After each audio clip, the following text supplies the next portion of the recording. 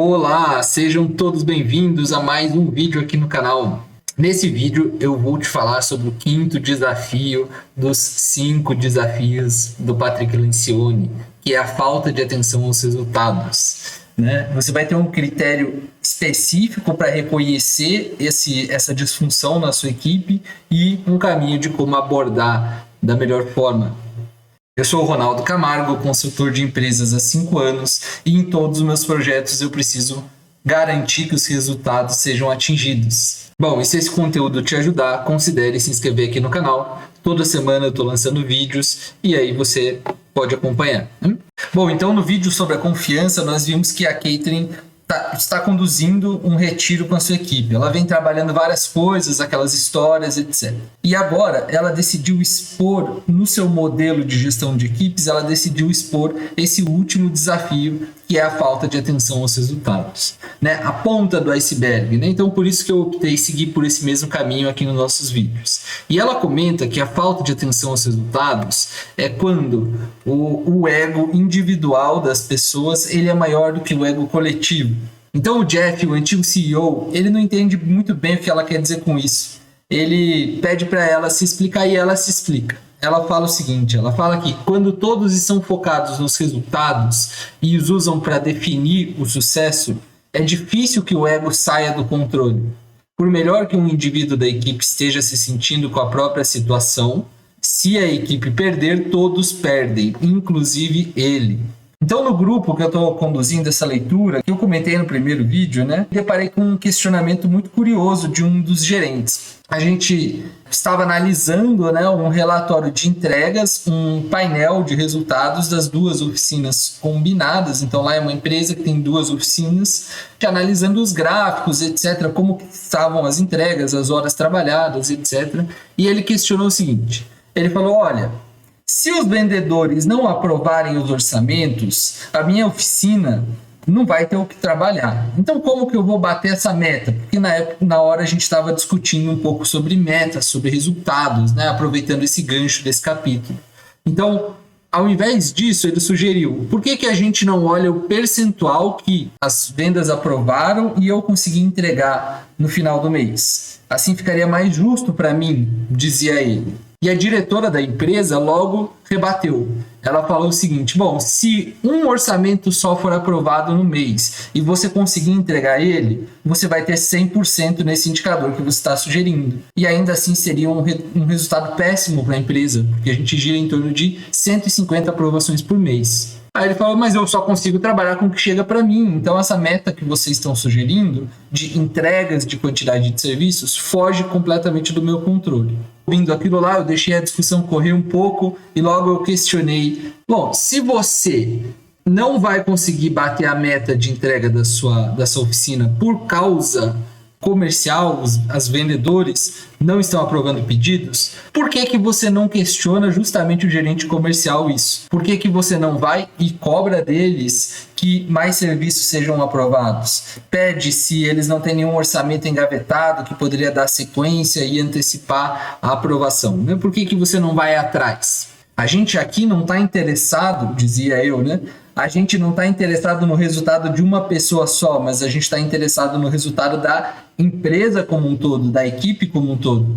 Então não se trata de você se resguardar ou você querer mostrar que você está entregando. Esse gerente ele estava focado exatamente no querer parecer bem na foto, não no resultado global da empresa. Esse meu cliente ele pode ir para o buraco com esse gerente entregando tudo que ele precisa entregar. Então não se trata disso, não se trata de uma pessoa, mas do resultado como um todo. Esse exemplo bem ilustrativo, essa conversa que a gente teve durante a Cumbuca, porque é exatamente isso, Às vezes falta uma atenção aos resultados como um todo.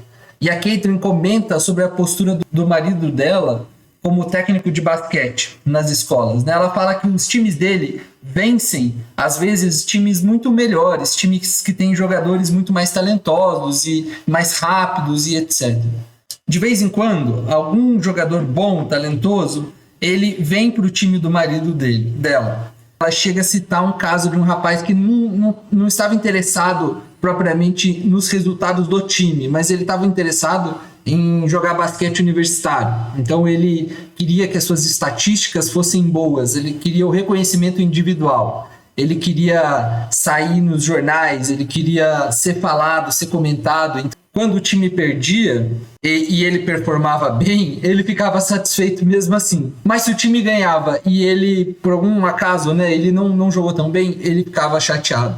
O que a Caitlyn fala que o marido dela fez nesse caso, com esse rapaz, né? Ele deixou o cara no banco. Ele falou, bom, o meu time joga melhor sem esse estrelinha. Logo, o Estrela deixou de jogar, né? Resolveu parar, desistiu. Mas mais tarde ele voltou a jogar e ele reconheceu que foi uma grande lição para ele. Que ele percebeu que ele tinha que dar mais atenção para o time. E aí foi bem interessante quando a Caitlyn estava falando isso pro pessoal lá no retiro. Jan, a diretora financeira, questiona a Caitlyn se ela acha que as pessoas podem mudar, podem melhorar. E essa é uma pergunta difícil, né? É uma pergunta que a Caitlyn ela responde de uma maneira bem enfática. Ela fala o seguinte, olha, para cada 10... um rapazinho daquele tem outros 10 que não mudam, que vão continuar achando que as suas estatísticas pessoais ali são mais importantes. Então, o papel do líder não é necessariamente mudar a cabeça dessas pessoas, mas sim criar o melhor time possível que ele consiga, né? E tem pessoas que não vão se encaixar naquele time. Essa é uma dura realidade que a Caitlyn nos coloca ali, né?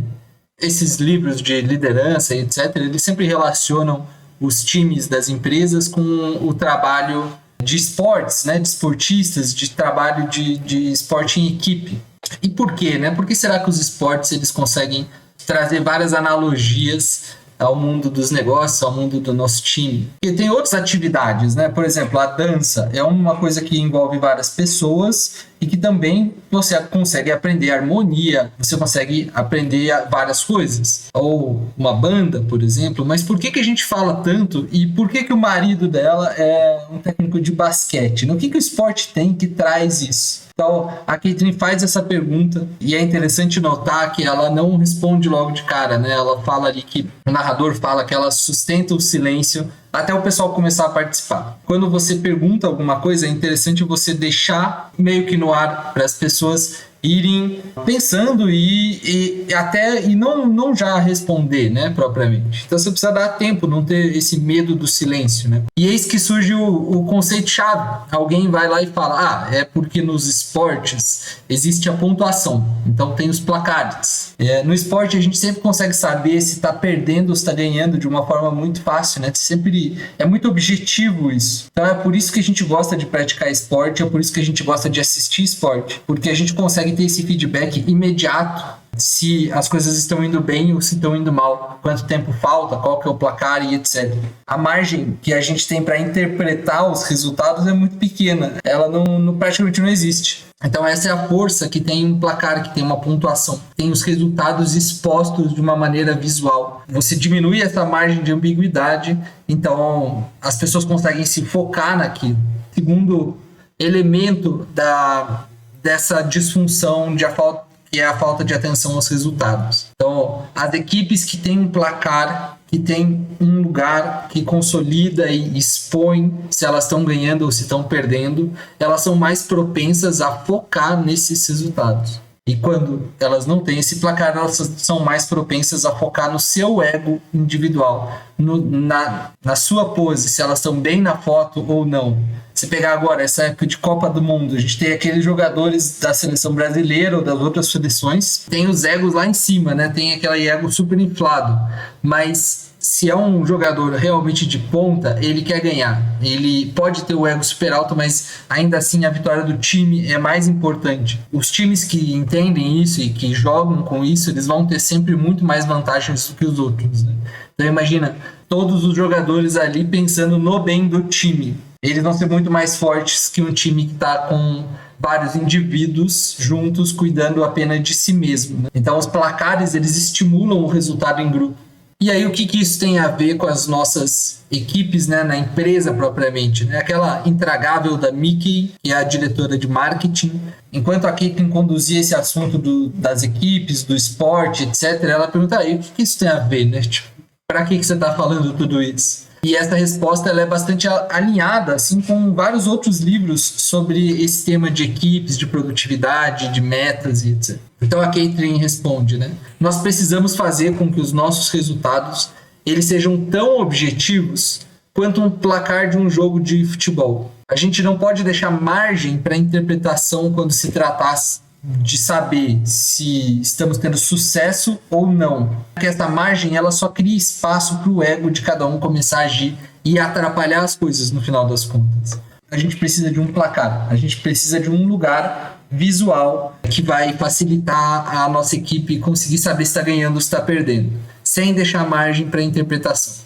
Na construção desse placar, a equipe volta a ter aqueles velhos comportamentos, porque na sequência eles vão começar a construir. Então eles vão começar a pensar quais são as métricas, quais são os indicadores. O lucro, afinal de contas, ele não é um bom indicador. Por quê? Porque ele vai aparecer só no final do mês, só quando a gente contabilizar todas as entradas, todas as saídas. Ele não é um bom indicador para nortear as ações ao longo do tempo. Então, ele é o que a gente chama de uma medida histórica, né? Se você guiar as ações somente pelo lucro, seria como você estivesse dirigindo um carro olhando no retrovisor. Não faz muito sentido. Apesar de que o lucro é um indicador super importante, no final das contas é o que a empresa quer. Mas ele não basta para gerenciar e organizar as equipes no dia a dia, né? Então, o que basta? Como é que faz? Vamos passar um passo a passo agora de como a gente pode construir um placar de uma maneira resumida. A primeira coisa, o primeiro passo é a gente definir com segurança o que são os nossos objetivos, os nossos resultados. De uma maneira simples, suficientemente,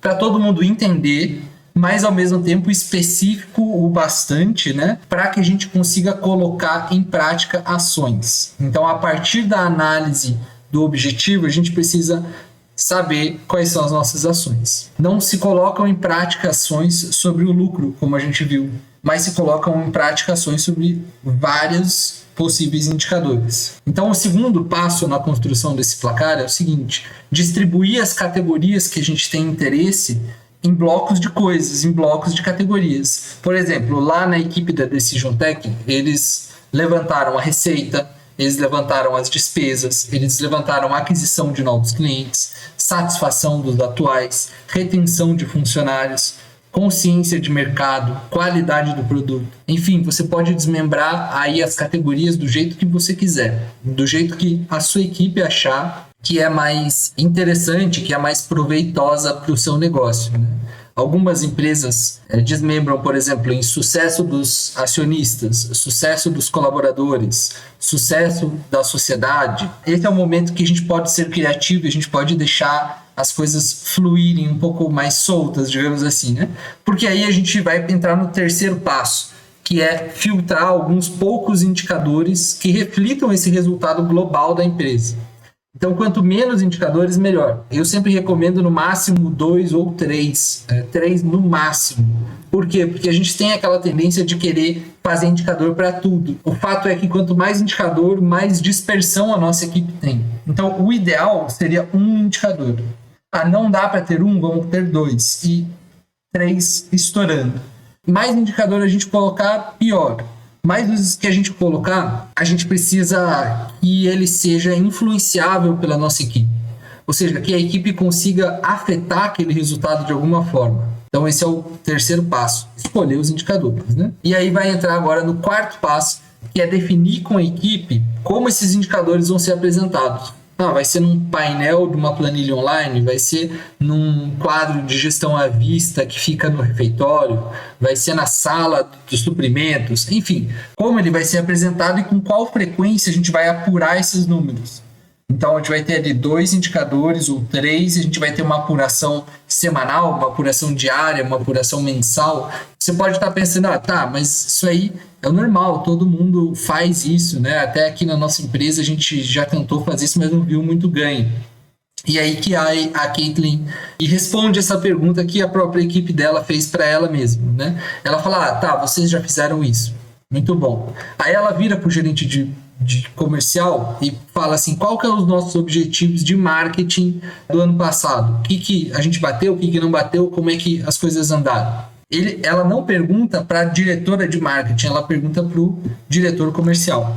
E o diretor comercial fala, não, isso aí é com a diretora de marketing, ela vai te dizer melhor e etc, porque eu tô mais aqui olhando para as metas comerciais e tal. Surge uma discussão dentro da equipe dela ali sobre a responsabilidade de cada um dos números. Porque a diretora comercial, ela começa a se defender, né? Ela começa a falar o seguinte, olha, eu posso garantir que todos os problemas que a gente enfrenta não se devem ao marketing. Na verdade, ela diz, eu acho que o meu departamento está sendo muito bem, está saindo assim, entregando com excelência, levando em consideração os problemas que a gente tem.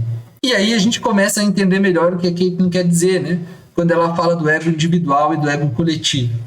Porque como que um departamento da empresa pode estar indo bem se a empresa toda não está? Isso parece um pouco contraditório, né?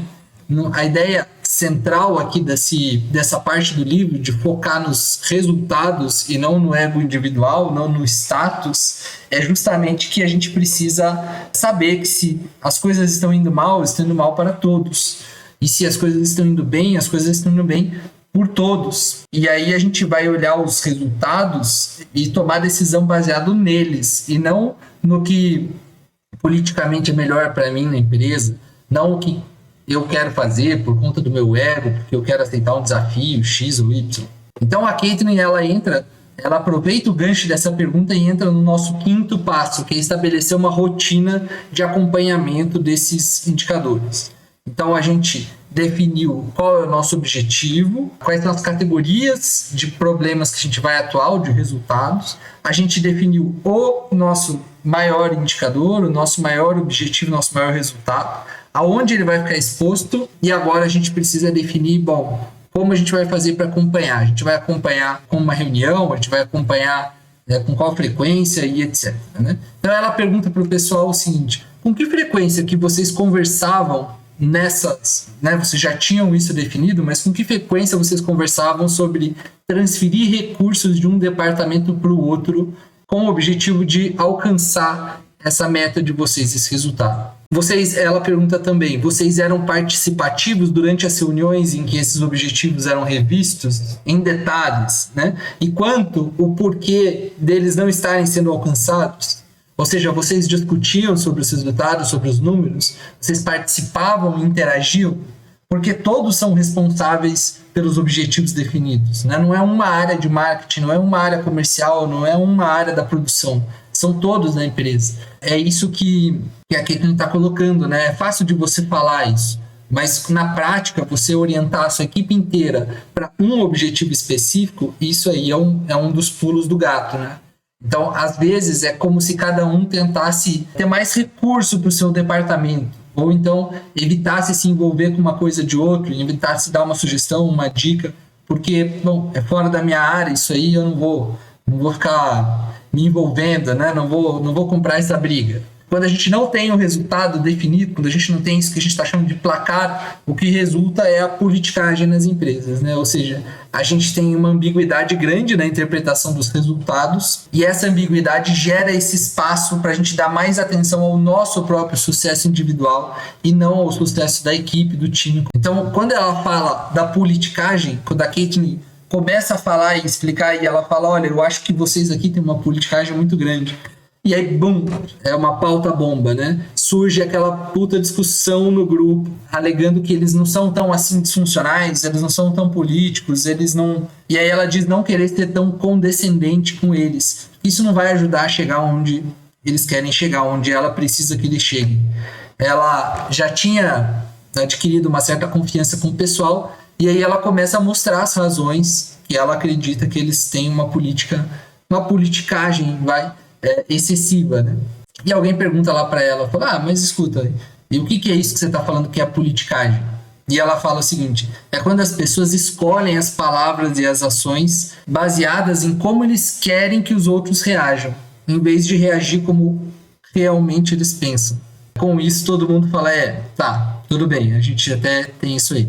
Se você não se inscreveu e não curtiu o vídeo até agora, não deixe de se inscrever, não deixe de curtir. E nesse vídeo a gente falou então do quinto desafio das equipes, que é a atenção aos resultados, e como a gente consegue trabalhar com isso, né? Consegue desenvolver um placar, e esse placar vai sempre nos ajudar a caminhar aí rumo a uma equipe melhor.